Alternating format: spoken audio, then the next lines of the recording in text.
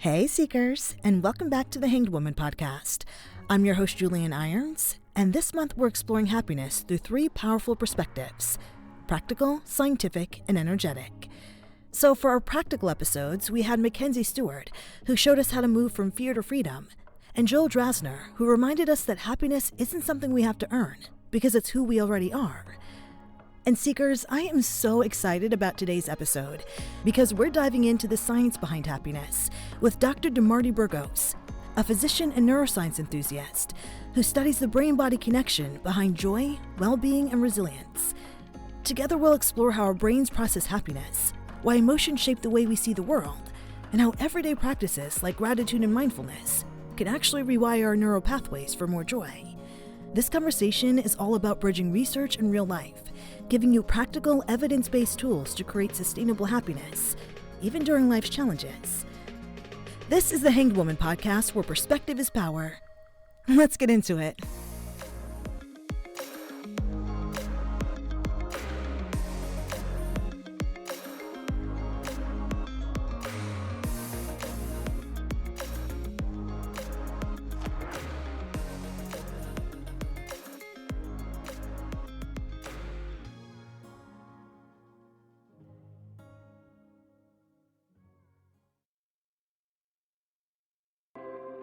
Hey fellow seekers, I'm taking a quick pause from the show to share something really close to my heart. And honestly, the only reason you're even listening to this podcast right now. It's Three of Cups. My sisters and I created Three of Cups, an Iron Sisters mission of love, as a space for healing, beauty, growth, and community, because we believe life is meant to be full, rich, and abundant in every way. We offer all kinds of ways to support you: energy healing, heart-centered art, even marketing that will help you enhance your brand's presence in the world. Because wherever you are in your journey, we want to help you feel seen, supported, and empowered. So if you're looking for something to help fill your cup in whatever way you need, come join us. Follow us on Instagram at 3 of Cups Healing, or explore all of our offerings at 3ofcupshealing.com. Because Seeker, your cup deserves to be full. And now, back to the episode.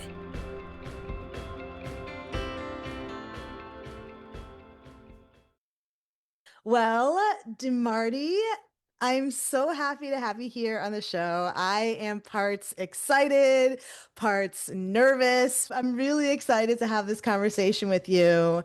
So thank you so much for being here and being part of the show. Thank you for having such a great topic to cover in your series. I'm so excited. Like, how often do we get to talk about the neuroscience of an emotion that we feel? Right. And that's exactly what I wanted to do. So can you just share a little bit about your background and what drew you to neuroscience and studying happiness? Sure. I started studying happiness about 10 to 15 years ago. I was a yoga instructor in college, and I had a client tell me that after taking my class 3 days a week for about 3 weeks, she said, I stopped having panic attacks. And that just blew my mind. And I was a neuroscience student at the time. And I just went and read all of the yoga neuroscience I could get my hands on. And it was like new science at the time, like research. And that lends itself to happiness. Of course, yoga is one of the things we can do to help ourselves emotionally regulate and improve that.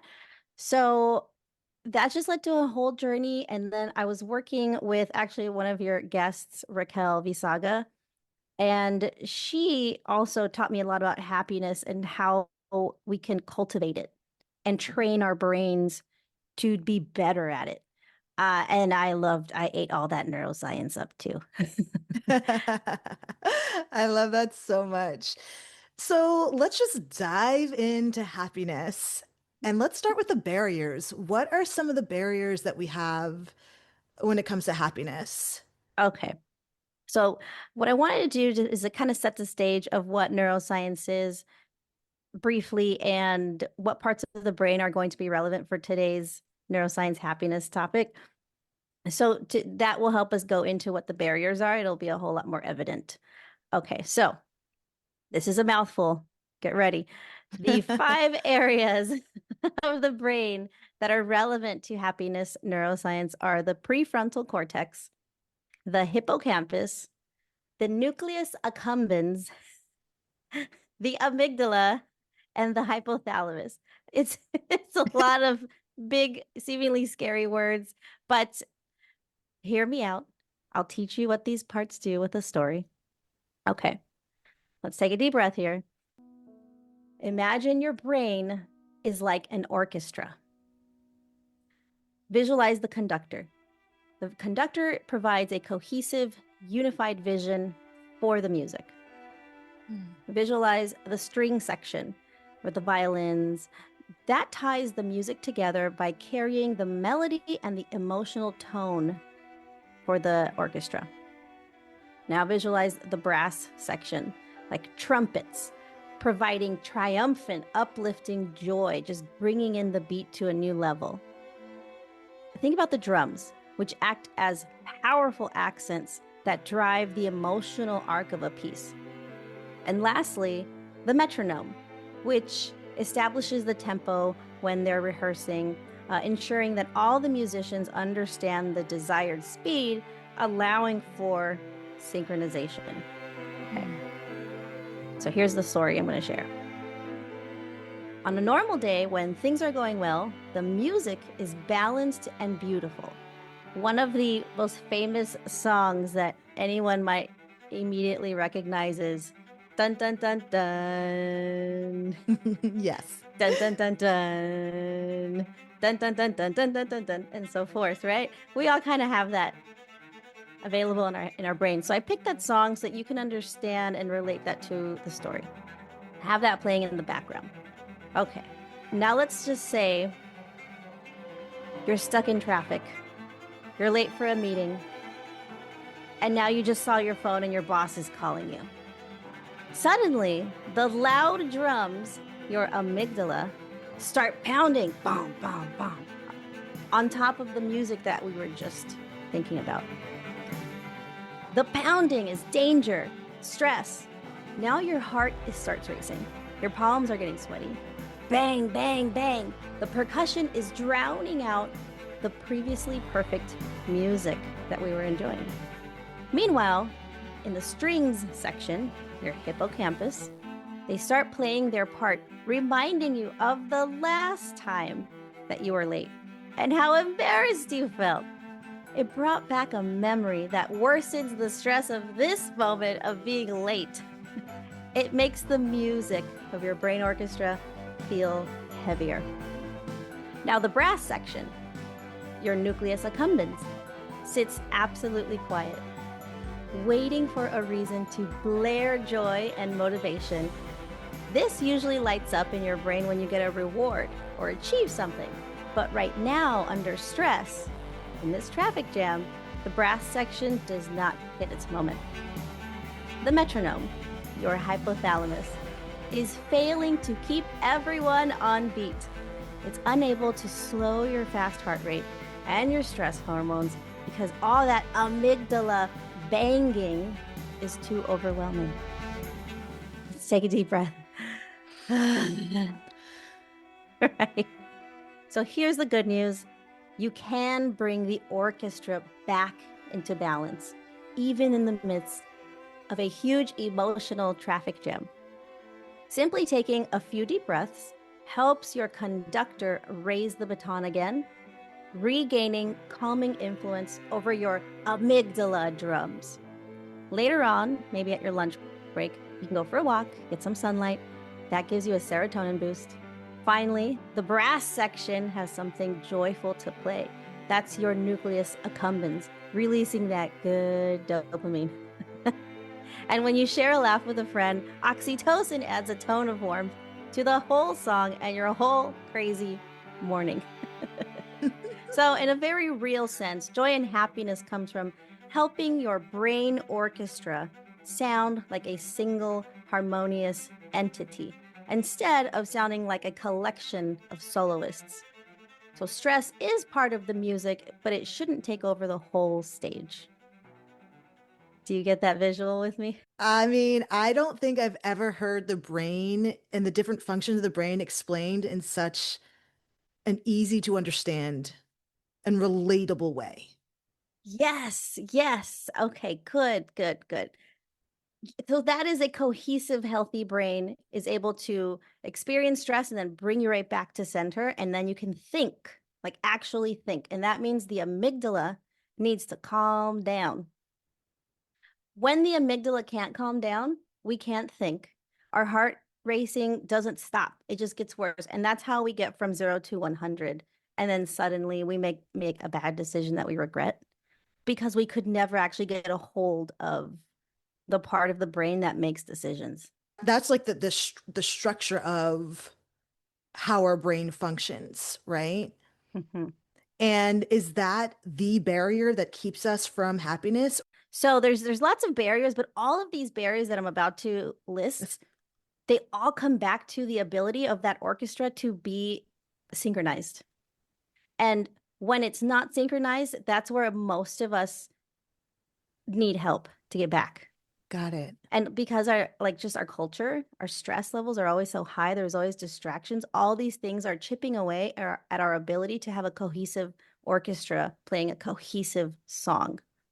So sometimes in some of our brains, we're trying to like have a conversation, but there's banging going on at the same time inside. So we're dealing with the banging and then trying to be present with our toddler at the same time. How can I experience happiness if I'm fighting all this like struggle that's internal that I'm not talking about, Right. right? So let's go into that. So one of the things is negativity bias. When we're wired to notice threats more than positive compliments. So there's a study where people remembered one bad compliment. I mean, one bad, sorry, one bad comment, even though there were 10 good ones. And so that's the one that is going to last in our mind all day long. So why is that though? Because the amygdala is too assertive in our brain. Okay. The next one, comparison, comparing ourselves to other people. And of course, social media leads to decreased well-being because of that. A lot of studies have shown.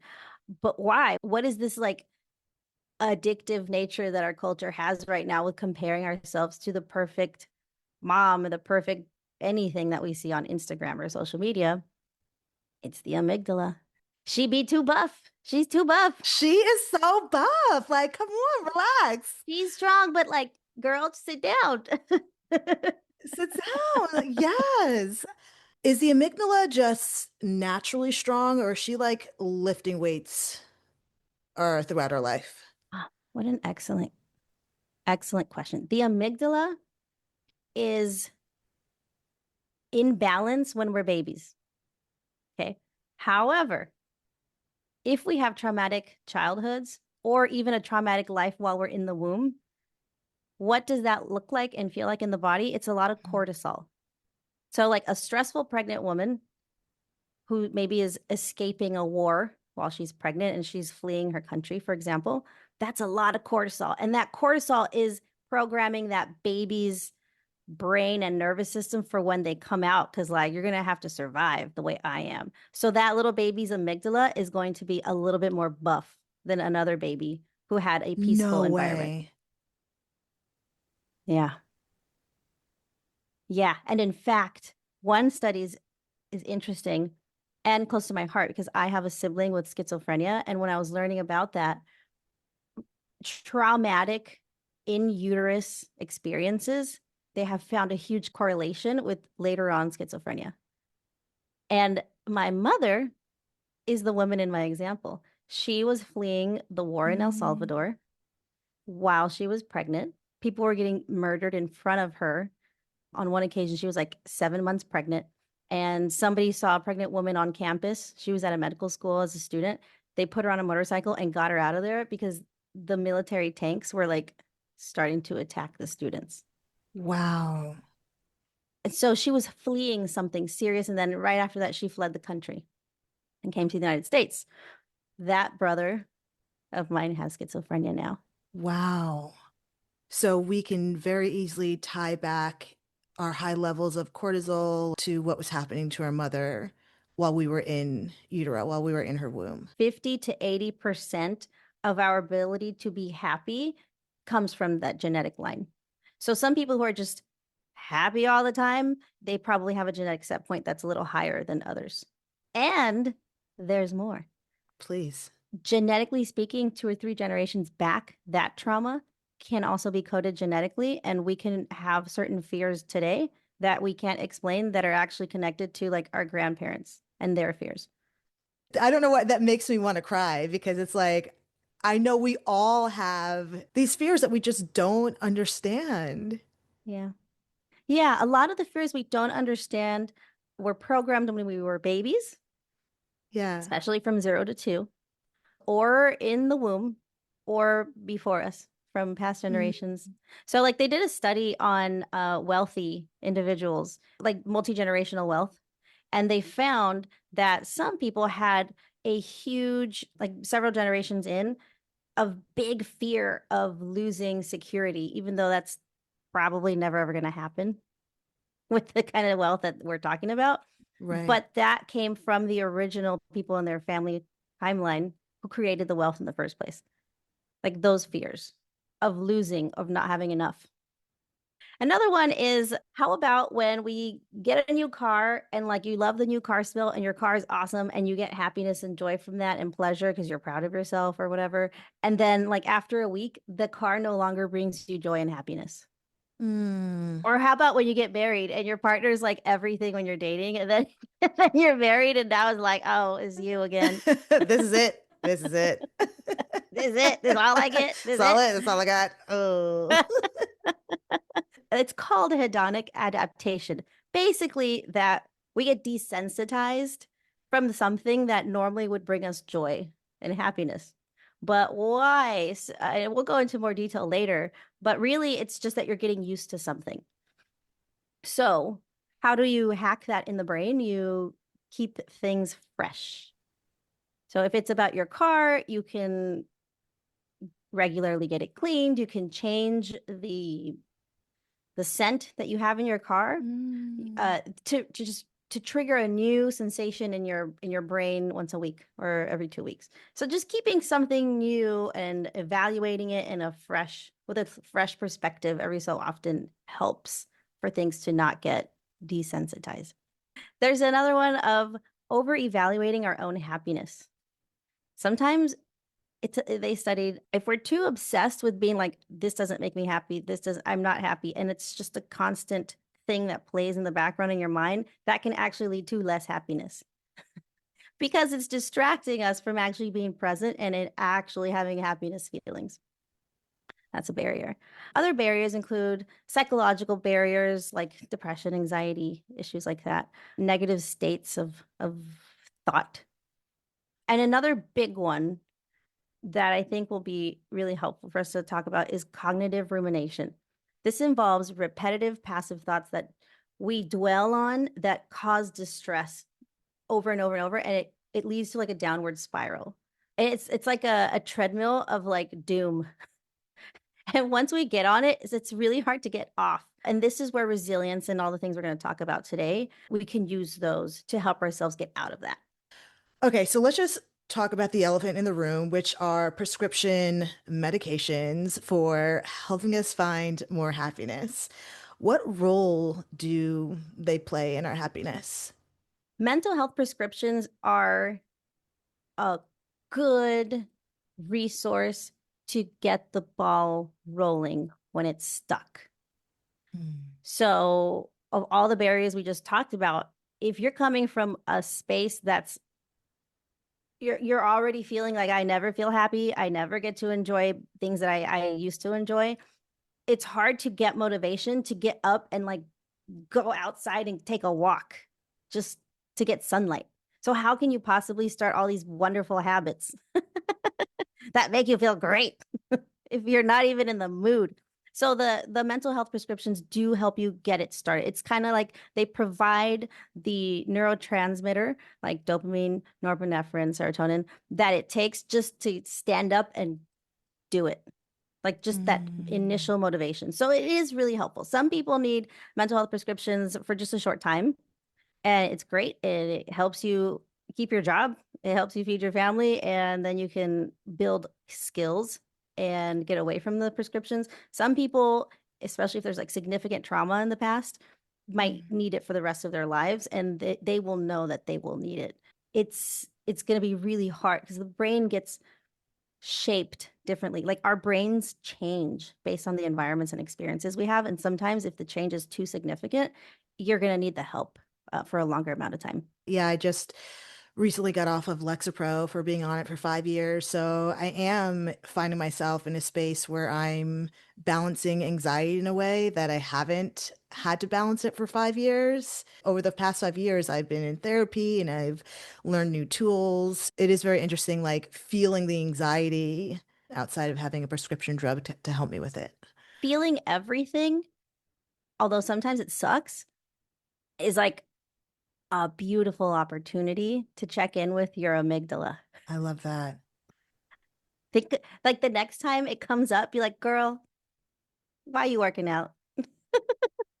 Why are you so buff in there? Take a nap, queen. Take a nap. Exactly. And how do we do that? We're going to go over it. But really, the number one first thing you can do ever is just to stop and take a deep breath. And that's the number one way to interrupt the amygdala. Love that. So, how do scientists currently define happiness? I mean, would we call it an emotion? Would we call it a state? Or is it something else entirely?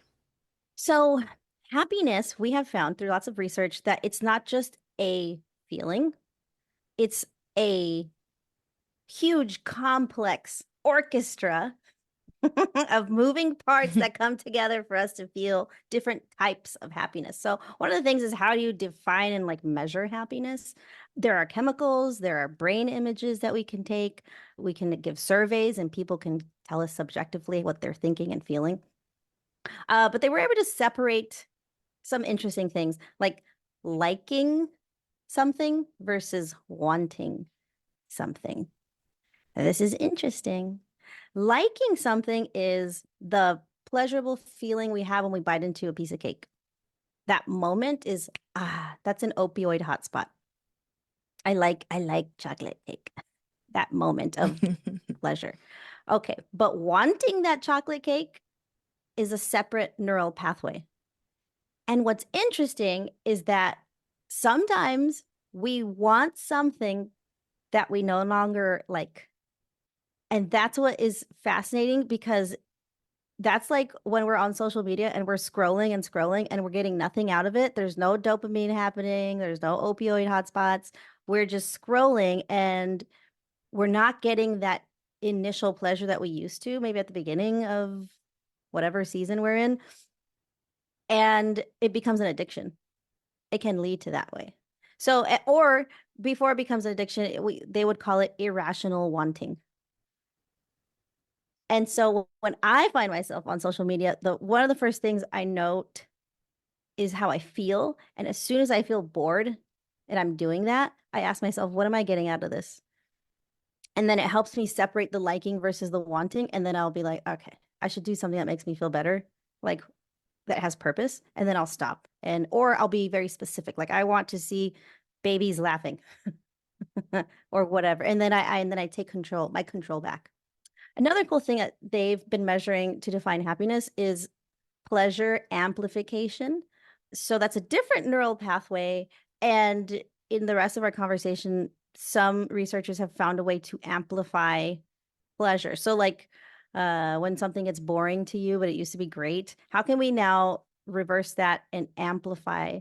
And something that used to be ordinary, like driving to the store, where can we find pleasure in just doing something that's automatic for us? And there's a pathway for that. And we can train it in our brains. And of course, there are several different models of happiness that have been used, and we can go over them. But the main point to take from that is that everyone has found that you can train it into your brain. You can improve upon something that maybe you've never felt before. You can actually start to feel it now. How do we change these paths in our brain in order to cultivate these things? One of the models of happiness that stands out as recent research is the ABC model of happiness, where they documented how we experience joy across the lifespan. So in the earlier part of life, in your youth, it's about chasing pleasure, experimenting, ecstasy, youthful anticipation of something new. You want something. The second phase, when we're a little bit older, more like middle-aged, we're it's the avoiding stress phase. And that's how we think happiness is just avoiding stress right now. That's a different perspective. We're trying to escape stress and get relief. And just that little itty bit of relief is like, ah, that feels good. I can relate. I can certainly relate. Yeah. The problem with that is our amygdala. She is the stress police. She's the one that's always like, that's a threat. That's a threat. That baby crying is a threat. That car that cut you off is a threat. So now it's like we're always stressed out. And so this is a threat-focused system. And what are we releasing in our body every time there's stress? Cortisol. And cortisol has actions in your entire body. It's not just in your brain. It's actually making things worse for you when we have chronic release of cortisol, which is chronic stress.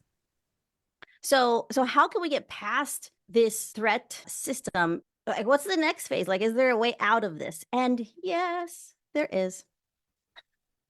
It's the next phase, which they have found and attributed to older people more commonly, where we are now in a living state of just deep satisfaction, of just inner joy, of not needing that dopamine that we get from scrolling or chocolate,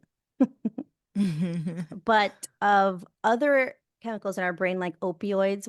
So our body makes opioids. We make endocannabinoids, and we start pulling on those other resources that actually provide long-term life-changing change, and they restructure the brain more strongly. Those are affiliated with feeling connected to other people, altruism, feeling generous. And it's just generosity is a whole lot deeper of a joy than like eating a bag of chips. Yeah. Yeah. Yeah. And the cool thing is all of this suggests that happiness evolves, but also that we can train it now. No matter where you are in your happiness journal, and the things that we're going to talk about today are the ways that we can train our brain to go toward a non-wanting deep satisfaction, inner joy in our lives. So, can you break down what happens in the brain when we experience joy?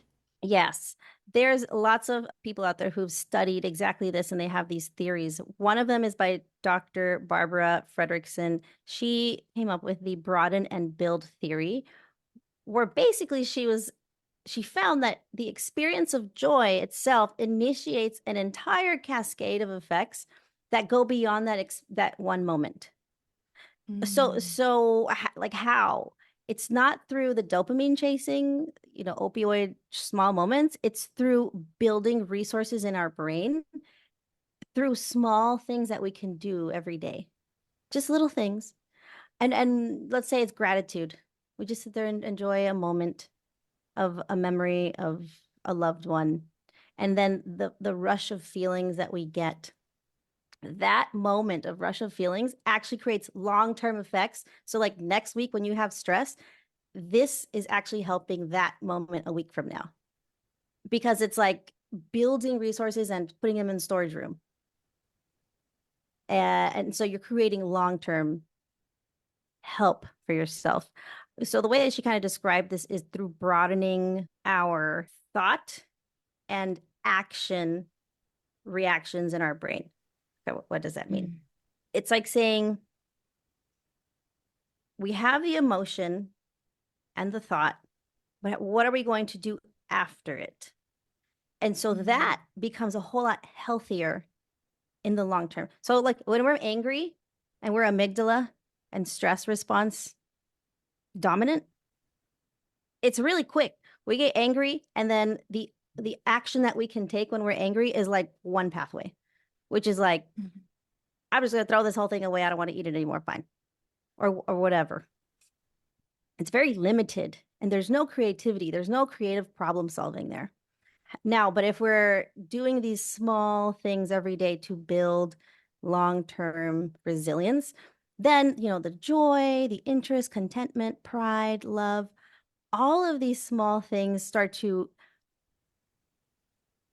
they foster, they coach your brain to want more of it, to want Mm. more creative outlets, more social connection. So it's like an upward spiral, Ah, which is so cool because it's yeah, like small little things that we can do daily can actually help us want more of it.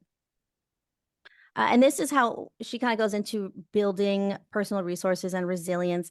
So when we're fueled by joy, that leads to building enduring personal resources over time. Even during adversity, we can still find moments to be mindful and savor the beauty of that moment, even in adversity. And that's a skill. that is. Being able to build up to that one day, it's not as hard as we think, which is really cool, is what she's found. Oh, and the other cool thing about all this is that it actually makes your body healthier because one of the ways that they're measuring this is through your cardiovascular health. So, have you ever noticed that when you're really upset, your heart rate goes really fast? Blood pressure goes up, your breathing changes, like your body is responding to the moment. But if we're constantly amygdala driven, then we're more often going to be experiencing fast heart rate even when we're not upset. Even when we're chilling watching TV, suddenly your heart rate gets faster. You might feel anxiety, your blood pressure goes up. And these are situations where it's like, oh, you should take medications to get your blood pressure down because it's really unhealthy. But like to get to that point where your blood pressure is always high, it took like years of training it to stay high. And you're saying that we can do small things every day to reverse that. Yes, we can Wow. do small things every day to reverse that, have it go in an upward spiral where positive emotions lead to better physical and psychological well-being. Okay. Are there any common misconceptions about like happiness chemicals like dopamine and serotonin? I think because we're like our culture has not gone into understanding neuroscience. So Hmm. like the word dopamine becomes like a meme and serotonin and then we don't really know all that it does, but the reality is that both of those chemicals do a whole bunch of other things in our bodies, not just mood stabilization. They Hmm. work in our digestive tract and in our sleep regulation, lots of other things. So dopamine isn't always good and leading to more happiness because sometimes it can lead to irrational wanting. It can be part of addiction. It's more about dopamine is more related to just drive and motivation. So when you notice that your motivation to do something you know you should do, and that motivation is low, you can think about your dopamine in that moment. What can I do to get my dopamine up? And then, it's a quick Google, natural ways to boost your dopamine, and it'll be like, go outside for a walk. Well, that's cool. Go get some fresh air. Yeah, yeah. Yeah. And another one for the serotonin, also that it's like a happiness chemical, but it's just involved in lots of other things. And so that's what I would say. There are things we can do to learn more about them. All right, so we've talked about the science of it. Now let's get into the healing of it. We've talked about how positive emotions can broaden attention and build resilience. Can you just explain how that works for us? So resilient individuals, they have found, utilize positive emotions to recover from negative experiences. So resilient people, just through observation and all these studies, they exhibit faster physiological recovery from stress. Like their cardiovascular activity comes right back to normal much faster than other people who are not resilient. That's one of the ways that we're measuring this. So what they did is they had a group of people who they put through a stressful situation, like being on a podcast, and they only had 10 minutes to prepare this long speech. And okay, so that creates stress, right? I did not give her only 10 minutes to prepare. Okay, guys. Okay. I did not do that to her. Okay. I promise. She did not. She did not. And what they found is that resilient individuals either naturally or have learned over time that, okay, there's a silver lining here. I'm going to build a new skill. I can take a deep breath. Oh, I'm so excited to see how I do because I'd love to improve upon this. They just have a better outlook during the adversity. And they are more likely to use humor to make themselves feel better. Here I am making jokes myself. There's relaxation techniques that people naturally do, like just, okay, I'm just going to take a deep breath, notice what my body is doing, and then I'm going to start my speech or whatever. And like optimistic thinking. So one thing that's interesting is that negative emotions narrow that moment so that you're going to only behave in a specific way, which is to attack when you're angry, escape when you're afraid. And resilient individuals are more likely to face the challenge. And they also think about things as challenges, not problems. Like setting yourself up, giving yourself that psychological edge really does make a difference. I love that. This is a challenge. This is not a problem.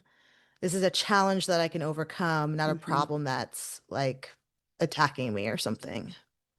Yeah. I actually learned at some time in my early 20s to stop using the word problem. And in my vocabulary, I almost never say problem. I always say challenge. Because a challenge is something you can overcome. It's something that you build up to. It can be done. It's very empowering. Thank you. Yeah. Okay, so how do these practices, right? We talked about like deep breathing. There's also like mindfulness. We talked about gratitude. There's like a loving kindness. How do these things actually rewire our brain? They help you have better emotional recovery in the moment. And then they build the resources for future moments when you're going to need it. And then in the future moments, you're going to have way more resources available to manage small things. So one of the cool things is that I like to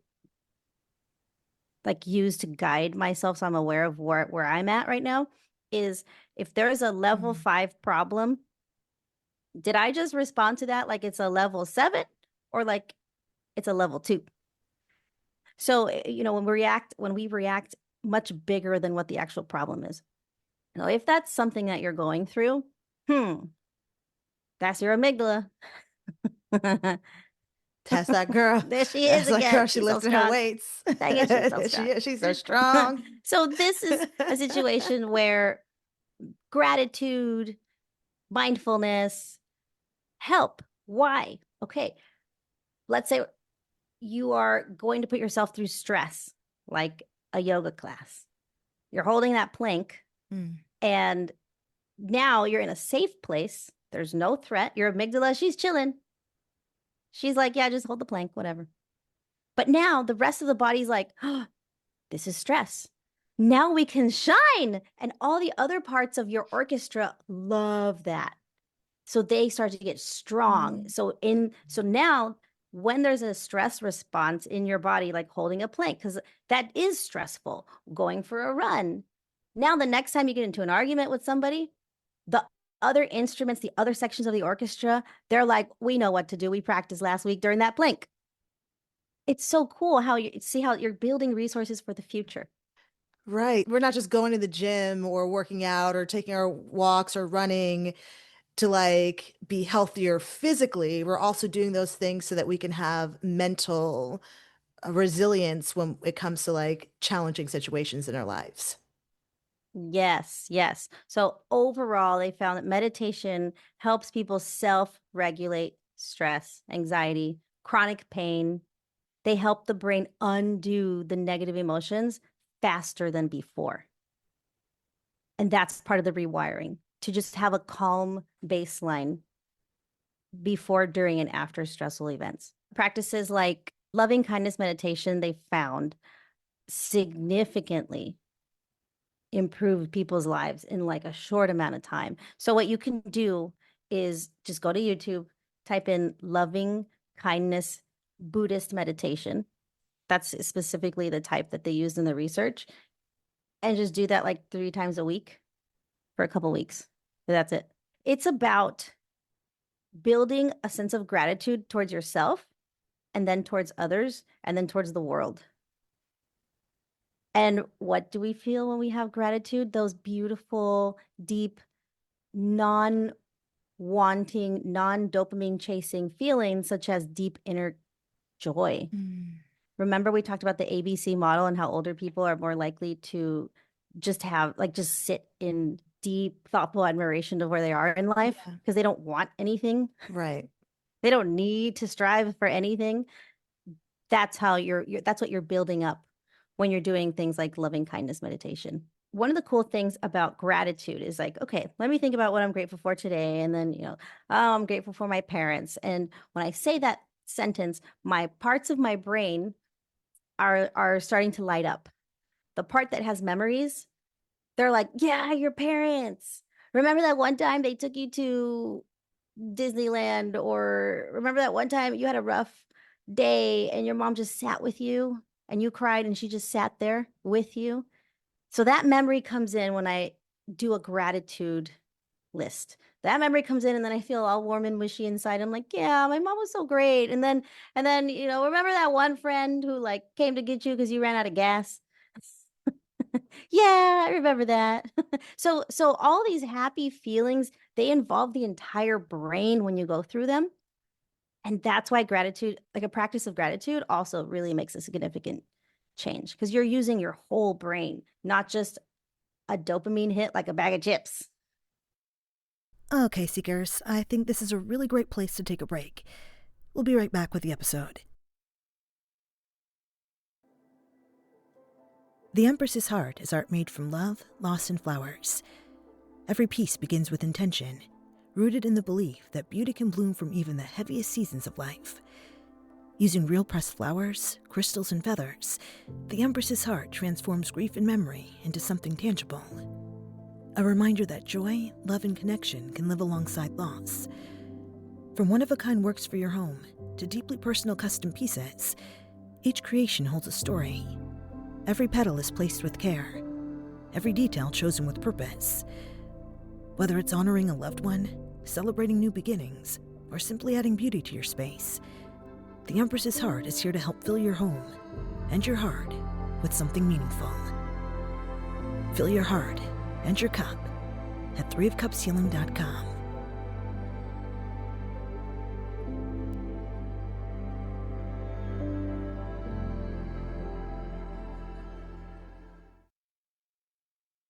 Okay, so can you explain what the vagal tone is and how it plays in our capacity to recover from stress and experience well-being? Oh, that's such a good question. This makes me so happy because I like neuroscience. Okay. Okay, class. The vagus nerve. It's a nerve called vagus nerve. It goes from your brain and it's the longest nerve in your whole body. It goes super far and it's connected to everything, your breathing, your heart rate, your digestive parts of your brain, your muscles. It's the one most important system in your entire body. It has so many branches. So because it's connected to everywhere in your body, it is truly the mechanism of how we experience recovering from stress. So when we have stress, it's cortisol. It goes to all the same parts of the body and it's like, okay, I need to run. I'm getting out of my car, I'm parking, I'm running late, I'm going to run to work because I have a meeting, I'm running. But that urge to run right now and to like talk fast and to jump over the wall if you need to get there on time, that's the cortisol. That's a different part. That part of the nervous system is the sympathetic nervous system. It makes us go, go, go. It's known as the fight or flight part of the nervous system, which is really healthy and good because if you need to like catch your baby and they're about to fall into something dangerous, that's what's going to make you suddenly leap 5 feet across the room and like catch your baby. It's an instant reaction that you barely have control over, and it's just hardwired into us. So that's a good thing. But it's not good when we experience that all day long because that's cortisol and that's amygdala happening, right? So what's the opposite of amygdala? It's the other system called the parasympathetic is where the system, it's known as the rest and digest part of our nervous system, and that the vagus nerve comes into play. So the vagus nerve also, we can measure it by just like getting our blood pressure or like your heart rate. When your heart rate goes up, that's cortisol. When it starts to go down and back to baseline, that's the vagus nerve kicking in. So when things start to settle back down and you're back in a state of relaxation, that's the vagus nerve. So we can measure that. So we can put you through stress and then see how fast it takes for your heart rate to slow down. So for somebody who's chronically stressed, it's going to take much longer for their heart rate to come back down, even though they've been sitting here for 10 minutes. But why is your heart rate still at 120?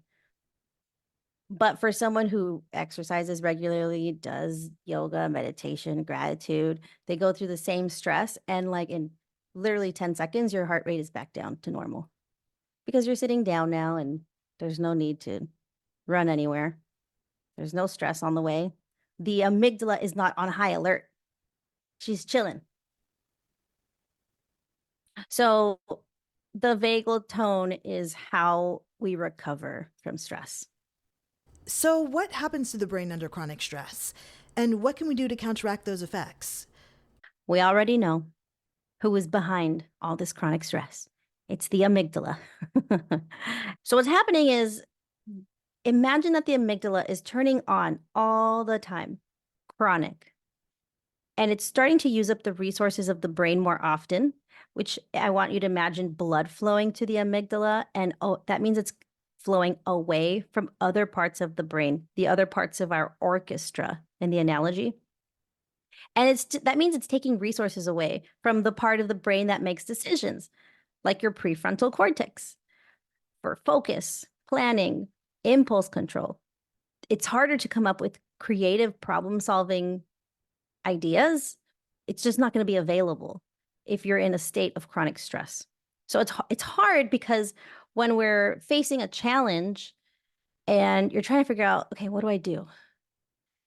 And it's like the only thing you can come up with is like one or two ideas of what the solution could be. And neither of those ideas are great. It's like, dang it, I have no good ideas right now. And that's stressful when you're in the middle of a problem you need to solve. So what you can do in a situation is take a step back, take a deep breath, and give your prefrontal cortex a chance to come online. So if you just take a step back, like I said, breathe, notice that you're angry or whatever the emotion is, label it. And even just that break of just thinking a thought is enough time for blood flow to go back to the prefrontal cortex, and it'll help you have more creative ways to solve a problem. So the blood flow is an issue. The other thing that happens is that the memory and learning part of your brain, which is known as the hippocampus, with all of that flood of cortisol that it's always getting with chronic stress, it starts to shrink in volume. It's getting smaller. The high cortisol damages neurons there, and it's just making it harder for you just in life and in general to just form new memories, to learn new things, and to regulate your emotions, like probably how you used to be able to regulate them. Like it's just much harder and so much more effort and energy to just feel decent. And this is why. So, and a lot of times people would describe that feeling of just feeling foggy and forgetful. That's a sign of the chronic stress. We mentioned the prefrontal cortex where we make decisions. That starts to get weak. The chronic stress reduces neuronal connections there. So planning, focus, impulse control suffer. And the other thing that also decreases is all the neurotransmitters that we've talked about, dopamine, serotonin, endorphins. Sometimes when the chronic stress is like too serious, or maybe there's like a really big, serious traumatic event, these neurotransmitters drop so low that you might get a diagnosis out of it, like PTSD, depression, anxiety, ADHD, any other diagnosis. And those diagnoses are related to drops in certain neurotransmitter levels. Okay, so chronic stress is not good. The amygdala, although she is powerful, does not need to take center stage all the time. She can sit down and take a break and give a chance for all the other parts of your brain. And we do this by just taking a deep breath, label the emotion, and then implement one of the many coping skills. And here's some of them that we could implement. Of course, exercise, we talk about that, but specifically aerobic has been found to make the biggest changes, not, and I'm saying that because like not weight training. Weight training is good. Yes, it increases your heart rate, but aerobic exercise is unique in that it significantly can boost your dopamine, serotonin, endorphins, all these hormones that directly counteract stress hormones. Okay, so what they found is that also in MRI studies that the hippocampus, which is where learning and memory happens, it actually starts to get big again. Yay! I knew where my keys were. My hippocampus is growing back. So that's what's happening. Exercise is just like a big hug for your hippocampus, for it to grow and like be healthy again. You can do 30 minutes at least 3 times a week of moderate to rigorous aerobic exercise, and that has been shown to make big changes in the brain. Also, mindful meditation lowers the amygdala activity, right? Like, girl, sit down, amygdala. How though? She has such buff legs from standing up and screaming all the time. So let's just take a deep breath and be calm. And sometimes it's hard to start like mindfulness and meditation because we're so used to having an amygdala that's just banging on these drums in our head all the time. And it's like, how can I just focus for like longer than 30 seconds? And it's hard. But even if you can do 5 seconds today, maybe by the end of this week, you can do 10 seconds of mindfulness, meditation, yoga, something that gets your brain to activate the parasympathetic nervous system, which is the restful vagus nerve that we want to improve for our body. So even if you just do like 10 minutes a day, that's a lot. Find like a YouTube video of a 10-minute guided meditation. Just pick one. You could do it before bed. You do it right when you wake up, whenever you have a chance. Do it in your car before you go to work, like walk in. There's, just find a moment, put in the effort, and it will pay off. Pinky promise. The other thing we can do is increase social connection. This releases oxytocin, which starts to decrease the effect of cortisol, and it calms the amygdala down. One of the amazing ways that we get a huge shot of oxytocin is after giving birth to a baby. So there's a lot of oxytocin that helps the baby get out. But then postpartum, when you have a really stressful life with a newborn, the oxytocin that you get from just holding your baby, breastfeeding, all of these levels start to like flood your brain, and suddenly you're like on cloud number 9 because you're struggling and have all these things you're dealing with, but at the same time you're holding a baby and all you can think about is just, wow, I have a baby, and it's so much easier to be in a state of bliss and enjoyment. Is the oxytocin. So you can also get that just by sitting next to your partner, having conversations, giving someone a hug. Sometimes you just need to give somebody a hug. You can hug yourself. Did you know this? You can just, I'm hugging myself right now. Just hug yourself. Hug your amygdala. Get your oxytocin on. You have the power to do that with just hugging a friend, your child, playing with a pet. It helps to reset the stress circuit. Okay, sleep. During sleep, cortisol naturally drops and the brain cleans house. So you know how like on your cell phone when you never turn it off, and like all of that temporary memory just like builds up, and then one day your phone's like can't send a text message because it has too much temporary memory just clogging up however my phone works. It happens with computers, it happens with phones, and it's like you gotta turn it off. It's like a good habit, like a maintenance habit, to just turn off your phone and your computer. And the same thing is with the brain. You gotta turn it off.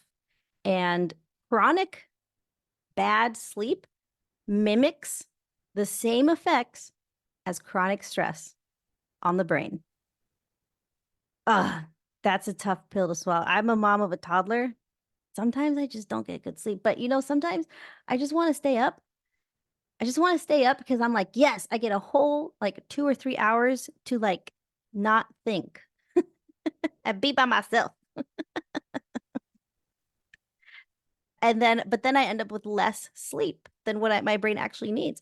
So that's an opportunity for us to take a deep breath, give yourself a little bit more sleep, and then tomorrow you'll start to feel the differences of just a brain that's flowing smoother, able to solve problems smoother,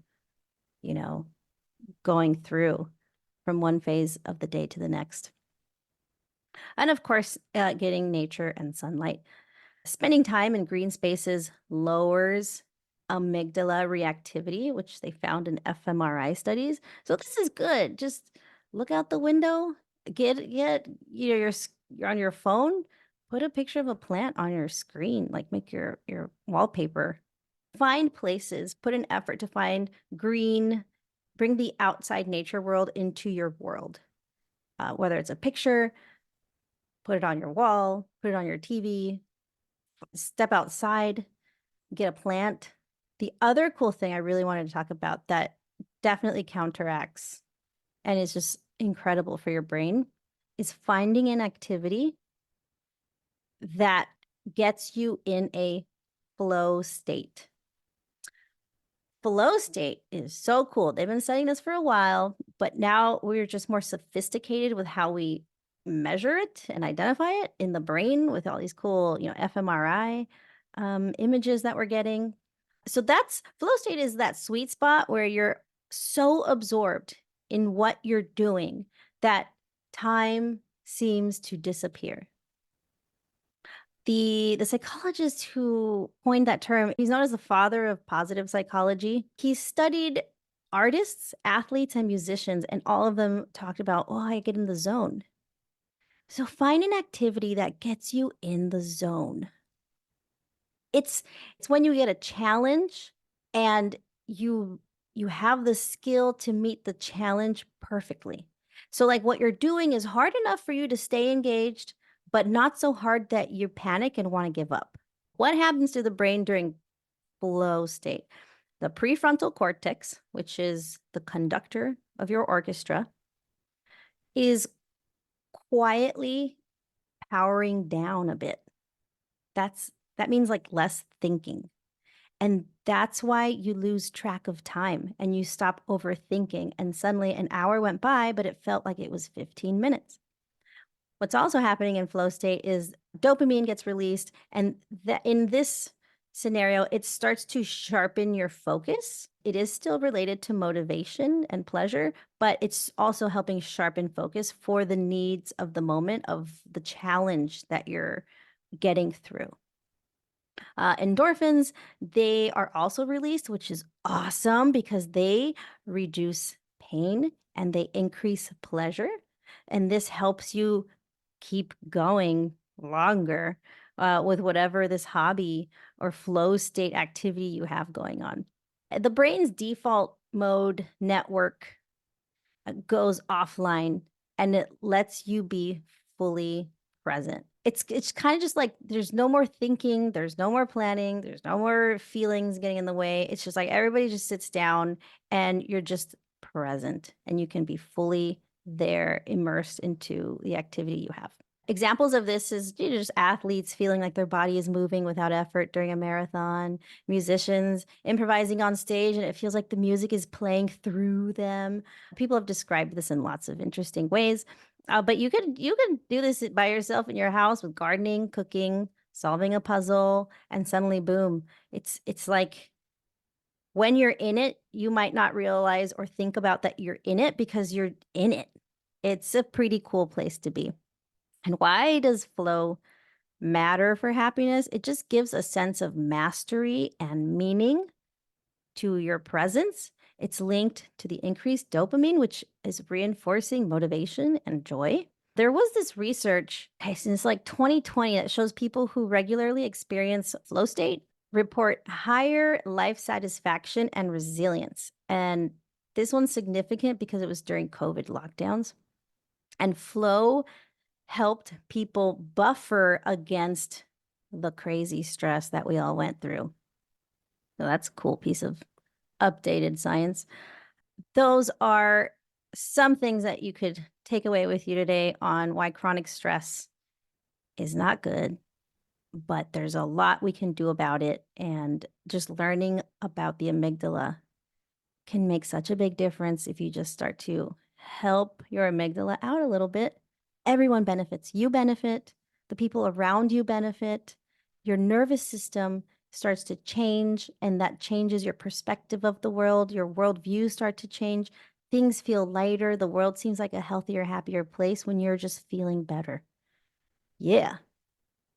So, DeMarty, I know that a lot of us struggle with deeply human moments when we simply do not have strength left to imagine that happiness is even possible to experience. I know that I've experienced this before in the past with things like suicidal ideation. My therapist calls it passive suicidal ideation.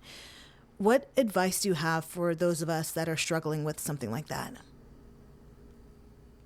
If happiness feels so far away from you, as if it's like impossible to experience, or maybe like you don't deserve to feel happiness, I'm suspecting you might be struggling with depression, addiction, possibly thoughts of ending your life.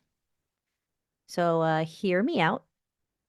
The neuroscience research looks pretty good. On addiction recovery, it demonstrates that the brain has a remarkable capacity for healing and rewiring itself. This is known as neuroplasticity.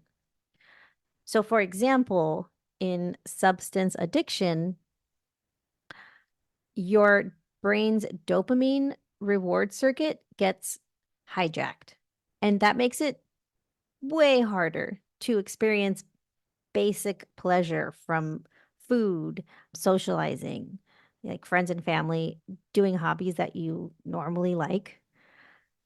And in recovery, the dopamine system can be repaired. So that's good. But remember earlier we discussed using alternative happiness pathways where you don't have to chase dopamine. So that's going to be your main way out. In depression, oof, there are neuronal circuits we didn't even talk about that drastically improve in recovery. So you have plenty of options in your brain, like right now, to get you feeling better again. It's simply a matter of getting the right help as soon as possible.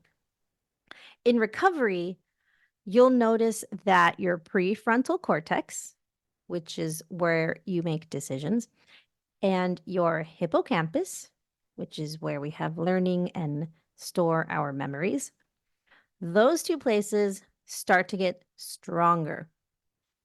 And they tag team. Finally, they can stand up to your amygdala.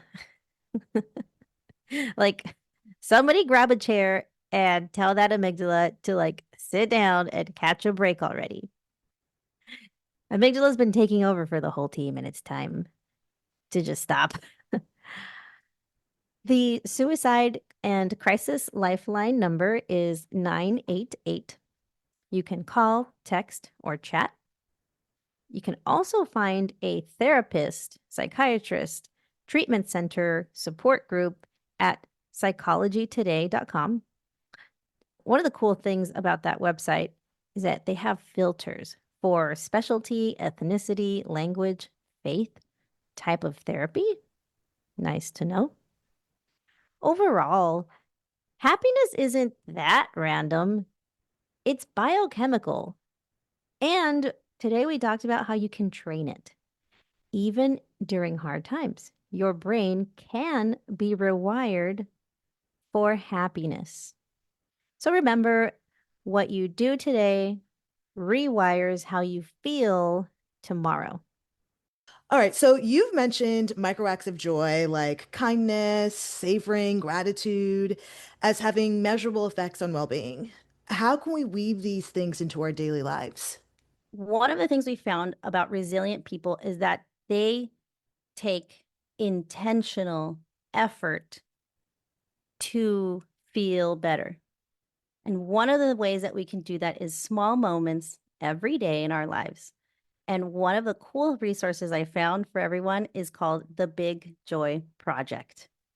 It's done by UC Berkeley and UC San Francisco, where they are measuring and studying happiness and what helps people have the greatest change with the least amount of like effort.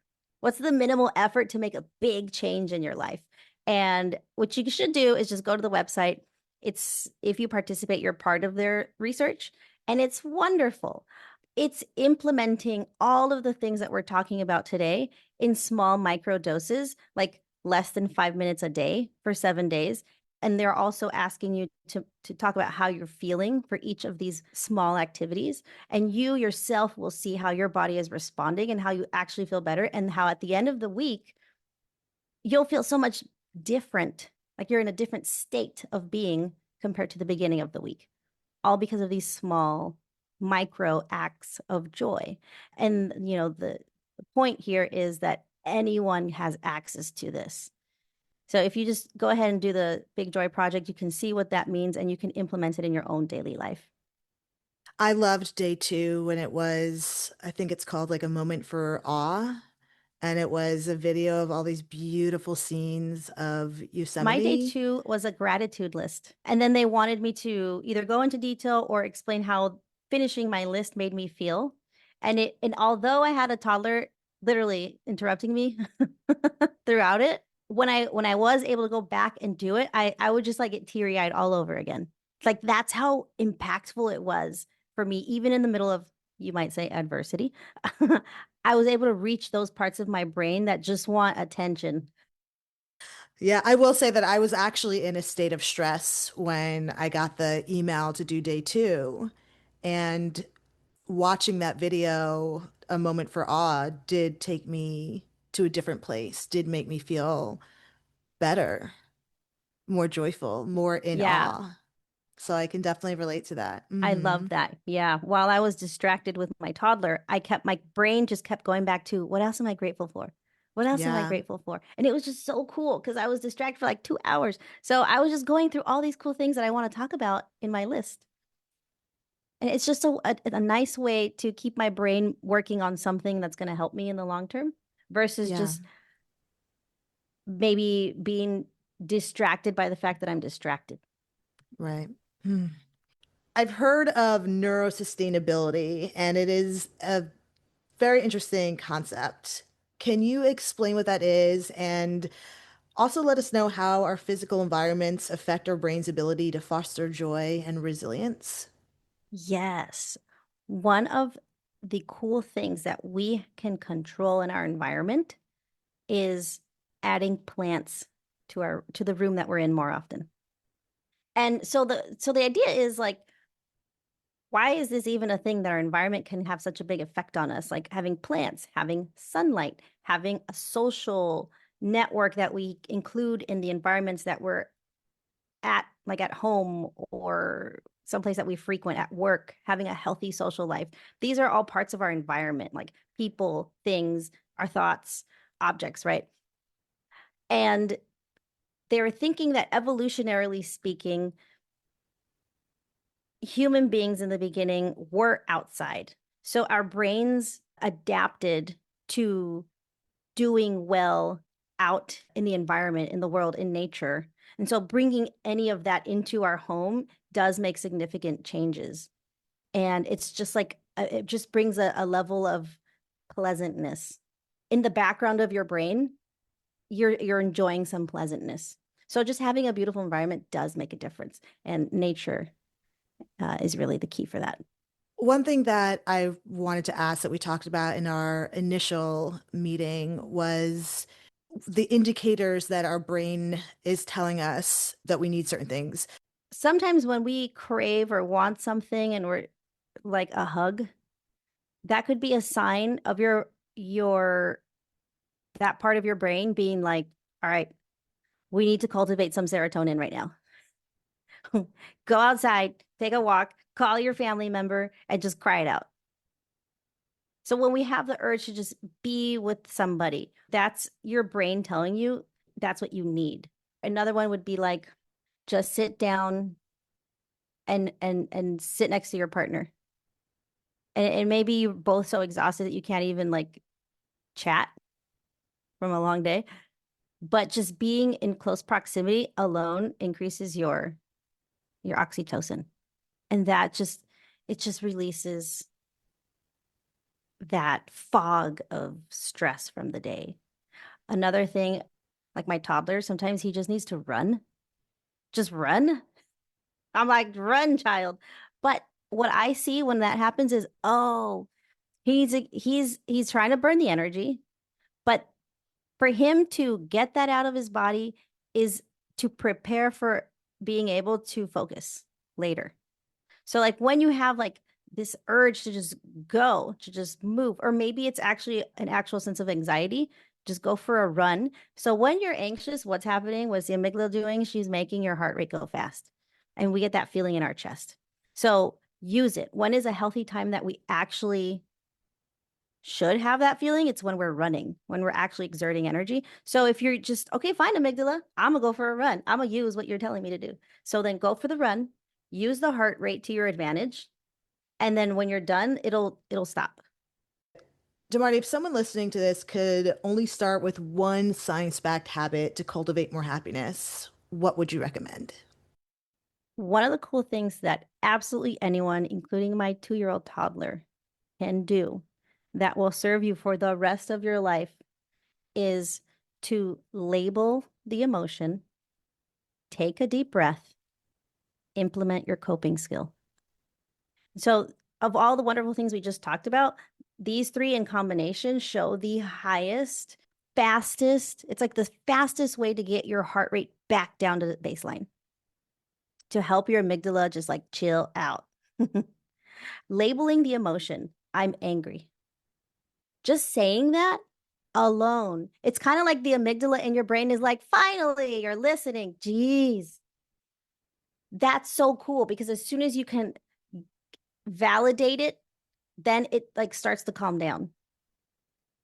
So it's like, I hear you, girl. I'm angry.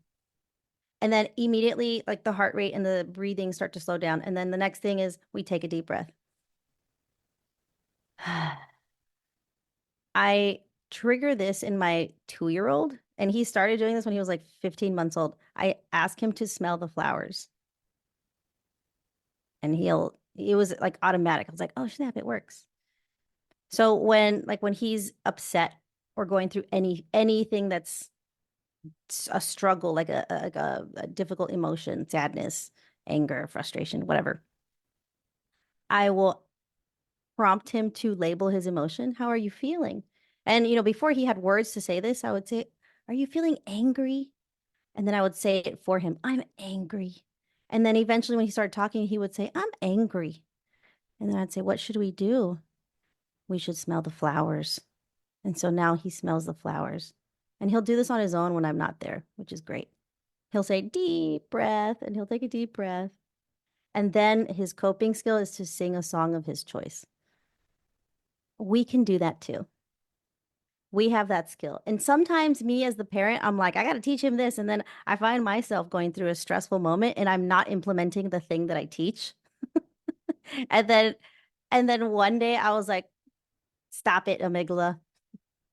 And I said, I hear you. I'm angry. And then I took a deep breath.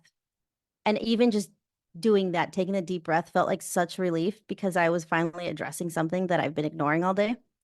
And then my coping skill was to call my sister and just talk about it.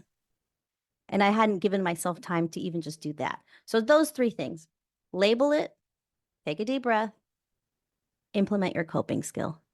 And that alone also builds all the resources that we just talked about today for long-term ability to have emotional regulation and feel happiness.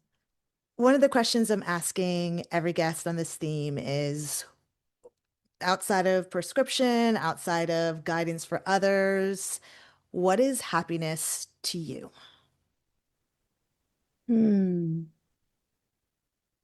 Happiness to me is enjoying how messy my car is and how messy my house is.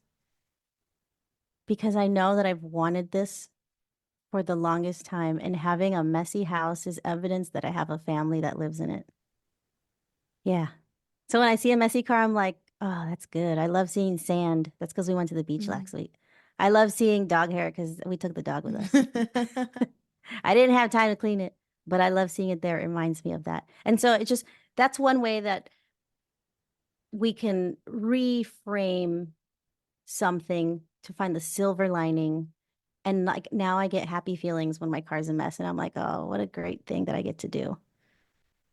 I get to enjoy just cleaning my car, thinking about my family and how all this crazy mess happened. And in the middle of it happening, the next time that it happens, I don't have like anger feelings. It just feels like it's supposed to be this way. That's happiness, my messy car. Oh, I love that reframe. That is beautiful. Well, this has been such an amazing, inspiring, and thought-provoking conversation. Is there anything else that you feel like you want to leave us with? I would love to ask you, you're in a very unique position. You're interviewing several different people on how they analyze, perceive, experience happiness. How have you been like what are you taking out from all of this? I think so far what I've received is that happiness is literally all an inside job. Whether we're talking about the science of it or the practicality of it or the energetics of it, every single perspective shift that I've dived into for these interviews, it's all been about it being something that's cultivated from the inside. Nothing outside of you can truly make you happy and make you joyful. That's fantastic. I'm so glad that you're doing all the work. I'm so glad that everything that we've both been through has brought us exactly to this moment where we can be in a place to share what it took to get here and that it's available to everyone else as well. DeMarty, where can people find you if you want to be found? I have a YouTube channel. My handle name is my first and last name, DeMarty Burgos. And I also have an email address you can reach out to me if needed. That's behappy@demartyburgos.com. And you spell my name DeMartyBurgos. Ah, you're absolutely amazing, DeMarty. Do you feel complete? Yes, I do. I appreciate it so much. Thank you. Amazing. Thank you so much for being here. Thank you. Okay, can we just pause for a moment and give our amygdalas a big, fat, juicy hug? Now, I don't know about you, but my girl has definitely been working overtime. And knowing that I can send her love and calm her feels so good. In this conversation with Dr. DeMarty Burgos, reminds us that happiness isn't just an abstract concept. It's a biological experience we can intentionally cultivate. When we understand what's happening in the brain and body, it gives us the tools to create sustainable joy and resilience, even when life feels heavy. And next week, we're going to keep the conversation going and shift our perspective on happiness by exploring its energetic dimension with Raquel V. Saga. We talk about how happiness is a frequency that can open you up to more ease, flow, and joy in everyday life. And I'll just say that the conversation we had was so healing, I promise you do not want to miss it. And if you feel inspired to, please like, share, and comment so we can keep the perspective shifts coming. Seekers, I had so much fun with y'all today. Until next time, hang in there.